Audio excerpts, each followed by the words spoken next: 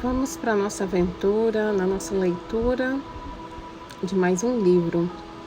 E nesse livro, escrito por Charles Sheldon, eu quero convidar você a descobrir mais sobre Jesus. Eu sou a pastora Juliana Santos e vou te acompanhar na leitura deste livro. Em seus passos, o que faria Jesus?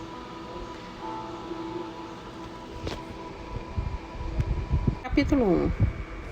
Porquanto para isto mesmo fostes chamados, pois que também Cristo sofreu em vosso lugar, deixando-vos exemplo para seguirdes os seus passos.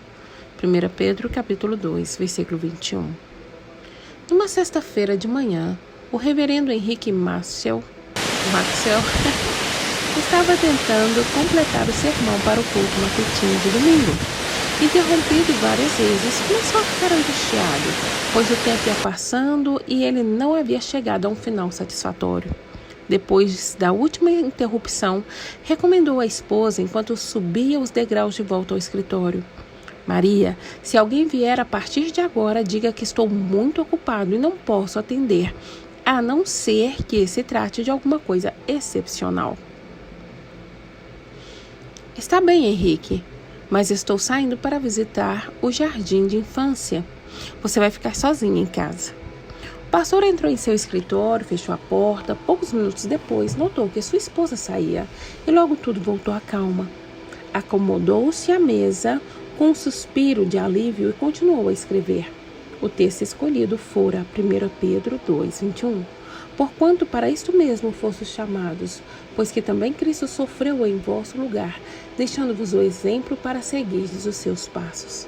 Na primeira parte da sua mensagem, realçava Maxwell a obra expiatória de Cristo como um sacrifício pessoal, chamando a atenção para o fato de o Salvador ter sofrido de várias formas, tanto em vida como na morte.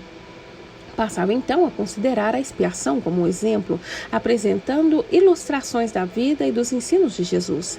Seu propósito era mostrar como a fé em Cristo ajudava a salvar vidas por causa do modelo de caráter que ele deixou para ser imitado.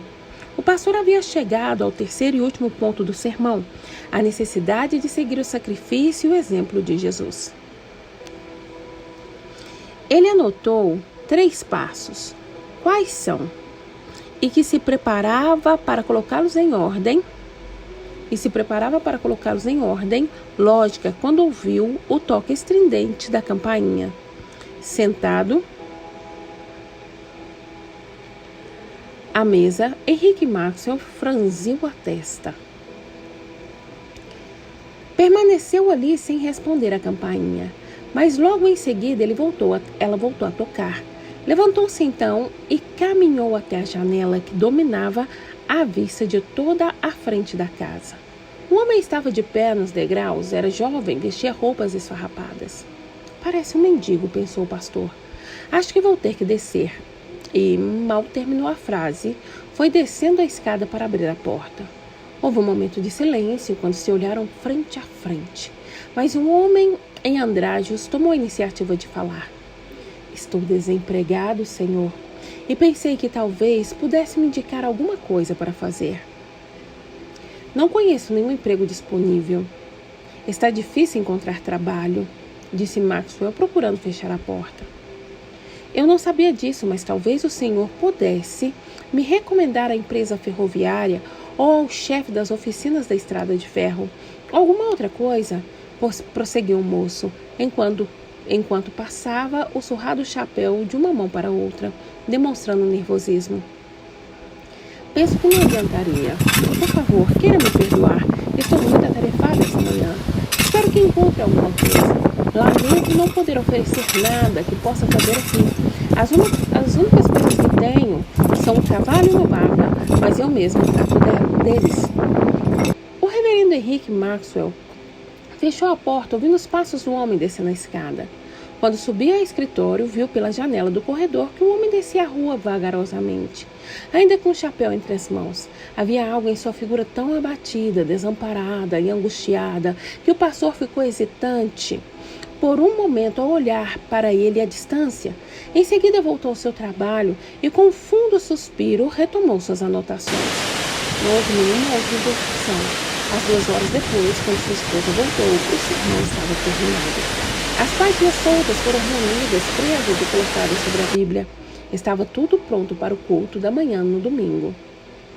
Henrique, uma coisa estranha aconteceu no jardim da infância essa manhã, disse a esposa durante o jantar. Fui visitar a escola em companhia da senhora Brown. E logo depois das brincadeiras, quando as crianças estavam sentadas à mesa, a porta se abriu e um homem jovem entrou segurando um chapéu sujo nas mãos. Ele ficou sentado perto da porta e não disse uma única palavra. Ele apenas olhava as crianças. Era certamente um vagabundo. E a senhora Wayne e sua assistente, a senhora Kylie, ficaram com um pouco de medo no começo. Mas ele ficou lá sentado e quieto, e depois de alguns minutos levantou-se e foi embora. Ele devia estar cansado e querendo descansar em algum lugar. Acho que foi o mesmo homem que esteve aqui. Você disse que ele parecia um vagabundo? Sim, sujo, esfarrapado, com toda a aparência de um vagabundo. Eu diria que ele não devia ter mais de 30 ou 33 anos de idade. O mesmo homem, disse pensativamente o pastor Maxwell. Você terminou o sermão, Henrique? Perguntou ela após o silêncio. Sim, está tudo pronto. Foi uma semana muito carregada para mim. Os 2 sermões me custaram um trabalho penoso. Eles serão bem recebidos por um grande público no domingo. É o que eu espero, acrescentou ela sorrindo. Sobre o que você vai pregar de manhã? Seguir a Cristo. Vou iniciar pela expiação e salientar seu sacrifício e exemplo, mostrando a seguir os passos necessários para imitar esse sacrifício e exemplo. Tenho certeza de que será um bom sermão. Espero que não chova. Ultimamente tem chovido muito aos domingos. É verdade, a frequência tem sido muito baixa. O povo não gosta de sair de casa em dia de chuva. Ao dizer isso, o reverendo Maxwell suspirava. Lembrava-se de seu empenho e cuidado na preparação dos sermões, pensando em numerosos ouvintes que deixavam de comparecer. Mas a manhã daquele domingo estava esplendorosa na cidade de Raymond. De fato, desses belos dias que costumavam suceder aos longos períodos de chuva, vento e lama. O ar estava límpido e refrescante. A serenidade do céu não dava sinais de qualquer alteração. Cada um dos membros da igreja se preparava para participar do culto. Iniciando o serviço às 11 horas, o templo estava repleto de pessoas bem vestidas, saudáveis, representando a melhor sociedade de Raymond. A primeira igreja de Raymond ostentava a melhor música que o dinheiro pode proporcionar. O seu quarteto musical naquela manhã era uma fonte de grande deleite para a congregação. Os hinos eram inspiradores, todos eles eram apropriados ao tema do sermão, e um dos hinos era uma adaptação bem elaborada e moderna do hino. Ó meu Jesus, tomei a minha cruz, deixarei tudo e te seguirei. Como preparação espiritual para o sermão, o soprano cantou um solo de um hino bem conhecido. Seguirei a meu bom mestre, aonde quer que for, irei. Raquel Winslow ostentava toda a sua beleza naquela manhã quando se levantou por trás do balcão de madeira nobre esculpido com os símbolos da cruz e da coroa. Sua voz era ainda mais esplêndida do que o seu rosto e isso causava um efeito extraordinário. Houve um sussurro de expectativa e excitação na audiência quando ela se levantou. O reverendo Maxwell sempre ajeitava-se contente atrás do púlpito. Os cânticos de Raquel o ajudavam. Ele geralmente procurava combinar um hino apropriado antes do sermão, o que lhe dava inspiração para apresentar uma mensagem mais conveniente. Os presentes comentavam nunca ter ouvido antes cânticos tão belos, mesmo na primeira igreja. Certamente outro ambiente, não a igreja, seu solo seria, se fosse outro ambiente, não a igreja, seu solo seria aplaudido com entusiasmo. Pareceu mesmo ao ministro que, quando ela se sentou, uma sensação como o ímpeto de aplaudir ou de bater com os pés no chão perpassou pelo auditório. Um frio percorreu a espinha de Maxwell. Ao levantar-se, porém, e colocando seu sermão sobre a Bíblia, imaginou que se havia enganado. Por certo, isso não poderia acontecer. Em poucos segundos ele estava absorvido em seu sermão e tudo mais foi esquecido graças ao prazer da sua mensagem. Henrique Maxwell nunca foi acusado de ser um pregador maçante. Bem ao contrário, ele era comumente considerado um orador excepcional, não especificamente pelo que ele dizia, mas pela forma como se expressava. Os membros da primeira igreja gostavam do seu jeito. Isso dava ao pregador e aos ouvintes uma agradável distinção. A verdade é que o pastor da primeira igreja gostava de pregar. Raramente ele trocava o púlpito com outro orador. Ele ansiava estar em seu próprio púlpito quando chegava o domingo. Eram 30 minutos deliciosos que desfrutava diante da igreja cheia, sentindo a presença interessada de um seleto auditório. Mas ele se mostrava sensível ao tamanho da audiência. Sua pregação diante de um grupo pequeno diminuía em conteúdo e brilho. As próprias variações do tempo afetavam de modo considerável. Sentia-se no máximo de sua pujança diante de um auditório como aquele que ali estava naquela manhã. Sua satisfação ia aumentando à medida que continuava.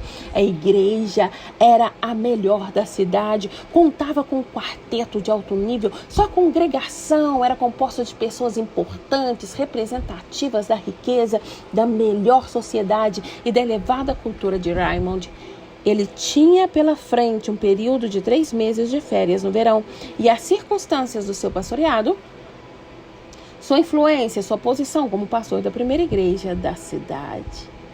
Parecia estranho que o reverendo Maxwell pudesse pensar nessas coisas ao mesmo tempo que pregava. Mas quando se aproximava do final do sermão, ele sabia que em algum ponto de sua mensagem havia experimentado tais sensações. Elas penetraram no íntimo da sua mente. Pode ter acontecido em poucos segundos, mas ele estava consciente de ter definido sua posição, suas emoções também, como se tivesse tido um monólogo. A sua pregação compartilhou a vibração de uma profunda satisfação pessoal. O sermão era interessante, recheado de frases admiráveis. Se fosse publicado, atrairia a atenção dos leitores.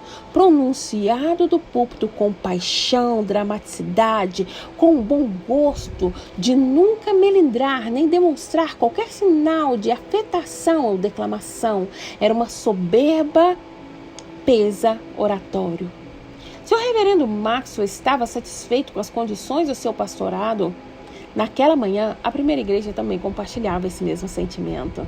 Contente de ter ao púlpito uma pessoa erudita, fina, de aparência agradável, pregando com tanta animação e poder de persuasão, sem o vício do maneirismo vulgar, artificial e desagradável. De repente, no meio daquela perfeita consonância entre o pregador e a audiência, ocorreu uma interrupção inteiramente fora do comum.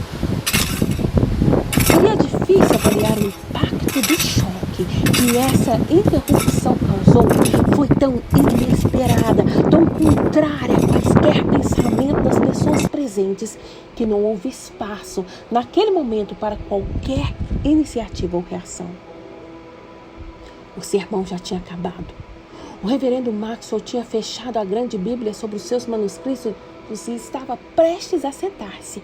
Quando o coro tomava posição para entoar um hino de encerramento, tudo a Cristo a ti entrego, tudo, sim, por ti darei. Quando toda a congregação foi surpreendida pela voz de um homem vinda do fundo do templo, ao que parecia de um banco sobre a galeria, em seguida a figura de um homem surgiu da sombra e foi caminhando até a metade do corredor, antes que o auditório atônito entendesse o que se passava.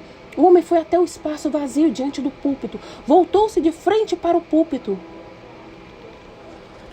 Estive pensando desde que cheguei aqui. Foi ele repetindo as palavras que havia dito embaixo da galeria. se seria apropriado dizer algumas palavras no final deste culto. Não estou bêbado, não sou louco e sou incapaz de causar mal a qualquer pessoa. Mas se eu vier a morrer, o que poderá acontecer nos próximos dias? Quero sentir a satisfação de ter falado num lugar como este diante dessas pessoas. Maxwell não chegara a sentar-se.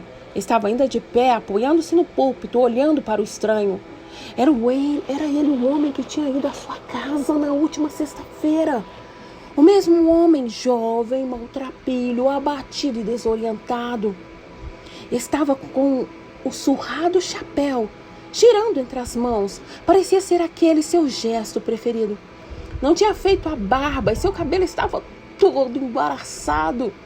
Ninguém se lembrava de ter visto uma cena como aquela na primeira igreja, dentro do templo. Estavam todos acostumados a encontrar pessoas desse tipo nas ruas, nas proximidades das oficinas da estrada de ferro, perambulando pela cidade, porém nunca imaginaram que tal incidente fosse acontecer ali dentro da igreja.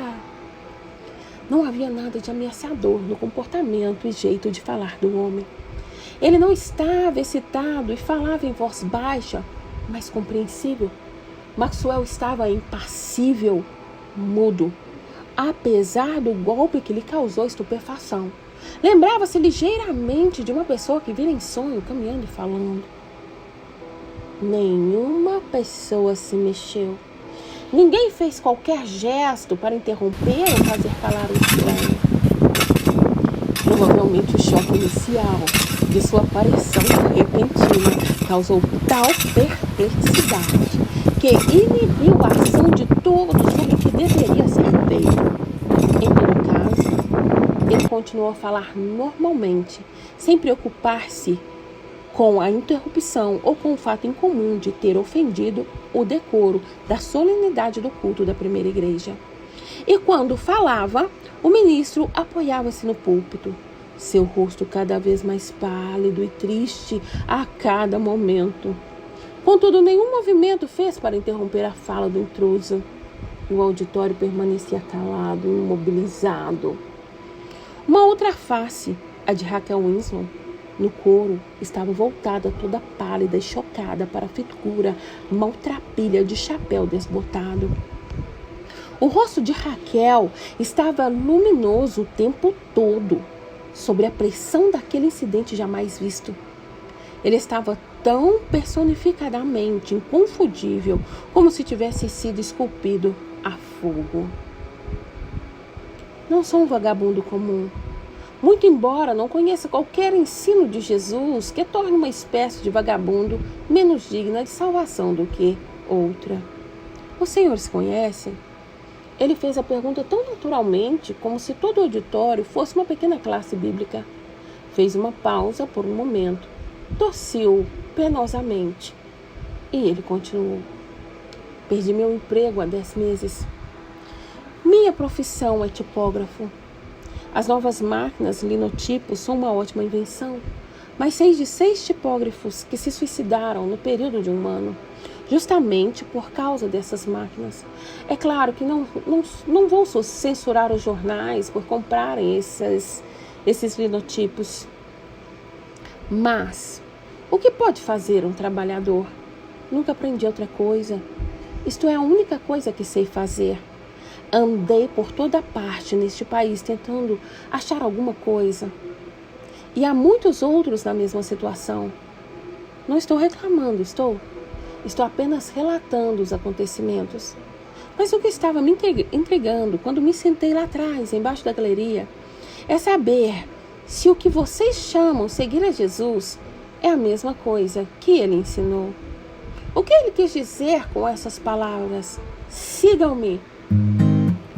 O ministro disse, e então se voltou para o púlpito, que é necessário que o discípulo de Jesus siga os passos dele. E disse quais são esses passos: obediência, fé, amor e imitação. Porém, não ouvi dizer que significam esses passos, especialmente o último. O que os cristãos entendem por seguir os passos de Jesus? Andei por toda essa cidade nos últimos 3 dias tentando arranjar um emprego. E durante todo esse tempo não tive uma palavra de solidariedade ou conforto, exceto do seu pastor, que disse estar pesaroso por minha situação e esperava que eu encontrasse um emprego em algum lugar. Imagino que, por terem um interesse por qualquer outro tipo de necessitado, por terem sido enganados por outros mendigos profissionais, vocês perderam o interesse por qualquer outro tipo de necessitado. Desculpem. Não estou querendo acusar ninguém. Estou apenas narrando os fatos. Reconheço que os senhores não podem deixar suas atividades para conseguir emprego para uma pessoa como eu. Não estou pedindo nada, mas estou confuso a respeito do significado de seguir a Jesus. O que vocês querem dizer quando cantam "Onde quer que for, eu o seguirei"? Vocês acham que estão sofrendo e negando a si mesmos, procurando salvar a humanidade perdida e sofredora, exatamente como fez Jesus? O que vocês querem dizer com isso? Estou sempre vendo o lado trágico das coisas. Estou sabendo que há mais de 500 homens nas mesmas condições até na cidade. A maioria deles tem família. Minha mulher morreu há 4 meses. E eu estou contente por ela estar livre deste sofrimento. Minha filhinha mora com a família de um impressor, até que eu consiga um emprego. Fico confuso quando vejo tantos cristãos vivendo com todo o conforto e cantando "Por Jesus Cristo deixarei tudo". Fico lembrando como minha mulher morreu com falta de ar num quartinho apertado em Nova York, pedindo que Deus levasse também nossa filhinha. Não espero que vocês possam impedir que pessoas morram de fome por falta de alimento adequado em um lugar arejado. Mas o que significa seguir a Jesus? Sei que muitas pessoas cristãs são proprietárias de muitos desses quartinhos infectos. O membro de igreja era o dono daquele que minha mulher morreu. E eu duvido que seguir Jesus fosse verdadeiramente o seu caso. Ouvi um grupo de pessoas cantando numa reunião de oração na igreja uma dessas noites. Tudo, ó Cristo, a ti entrego. Tudo, sim, por ti darei. Sentado do lado de fora, fiquei pensando no sentido daquelas palavras e como aquelas pessoas as interpretavam. Parece-me que muita desgraça deste mundo, de algum modo, acabaria se todas as pessoas que cantassem esses hinos vivessem de acordo com eles. Bem, não entendo dessas coisas, mas o que faria Jesus? É isso que vocês entendem por seguir os passos de Jesus? Observa às vezes que as pessoas que vão às grandes igrejas têm roupas bonitas, belas casas e dinheiro para gastar com luxo, férias de verão, muitas outras coisas, enquanto os que estão fora das igrejas, milhares deles morrem em cubículos sórdidos e andam pelas ruas à procura de trabalho e nunca têm um piano ou um quadro na parede, vivendo na miséria, na embriaguez e no pecado. O estranho, de repente, deu uns passos trôpegos em direção à mesa de comunhão e se apoiou nela com uma das mãos. Seu chapéu caiu sobre o tapete a seus pés. Uma agitação tomou conta do auditório. O Dr. Whist fez menção de levantar-se do seu banco, mas todos ficaram imóveis e em silêncio em seus lugares. O homem passou a outra mão sobre a fronte e sem uma palavra ou gemido caiu pesadamente ao chão. De frente, a cabeça voltada para o corredor. Henrique Maxwell falou: "Damos por encerrado o culto." Em seguida, desceu os degraus do púlpito, ajoelhou-se ao lado do estranho. O auditório levantou-se imediatamente e os corredores ficaram tomados, mas ninguém saiu. Dr. West disse que o homem estava vivo. Tinha sido um desmaio. "Algum problema no coração", sussurrou o médico, enquanto ajudava a carregá-lo até o gabinete pastoral. Fim do capítulo 1.